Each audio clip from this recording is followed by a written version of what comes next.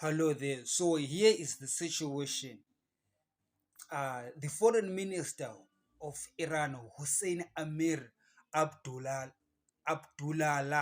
something like that, is in Lebanon. He's met the Hezbollah leader Sayyid Hassan Nasrallah. They are talking about the war in Israel, and Hezbollah is is on the wings preparing to attack Israel. Remember, we did a prophecy 4 or 5 days ago when the Lord says, Israel, whilst you think you are dealing with an attack on the left, then you get an attack on the right. I do believe that was prophetic.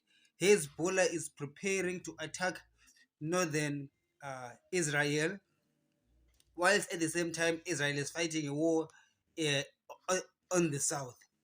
And the Hezbollah leader say that the ongoing war crimes against Palestinians in Gaza would undoubtedly trigger a collective response from the resistance axis, which is really a telling that uh, these axes they are aligning together. The Hezbollah, Hamas, Iran, and you can see the leader here is most convincingly Iran against Israel. At the same time, the U.S. Defense Secretary Lloyd Austin is meeting the Israeli Defense Force in Tel Aviv. And also we have Lloyd Blinken in Jordan discussing the fate of the Palestinians there.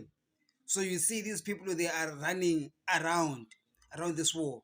Now, 2 weeks, more than a week ago, I made another video here and said for the freedom of Zimbabwe, God is going to hold the balls of the devil in the mid heavens, and his boys and girls will run around until Zimbabwe is free. I did not know that there was going to be a terrorist attack in Israel.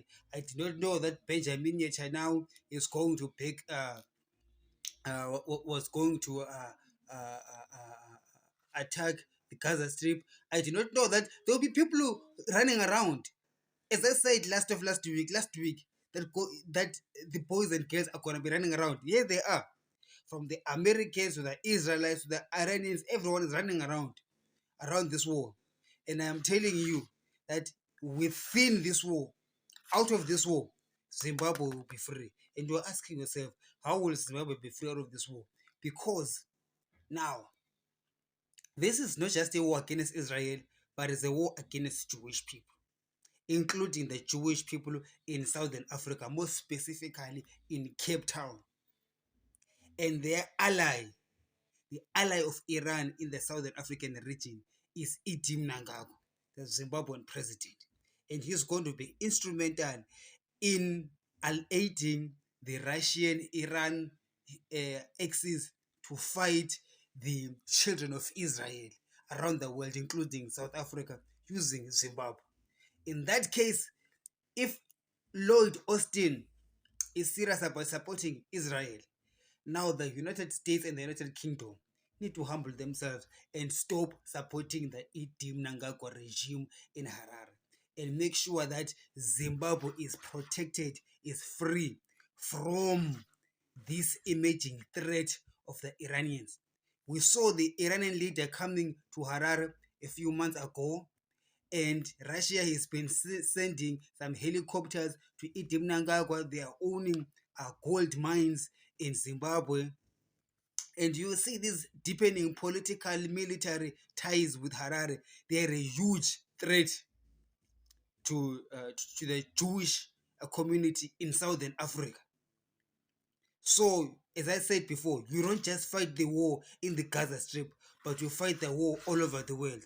I do not know what's happening in other parts of the world where the Jewish people live, but I know about my part of the world, Southern Africa, and I know that in my country, the threat is that our president is getting too cozy and friendly with Iran, which has got close links to Hezbollah and Hamas. Mnangagwa, he is now becoming a very weak link who threatens the security of the Jews in Southern Africa. Hence, we need him gone. And how do you do that?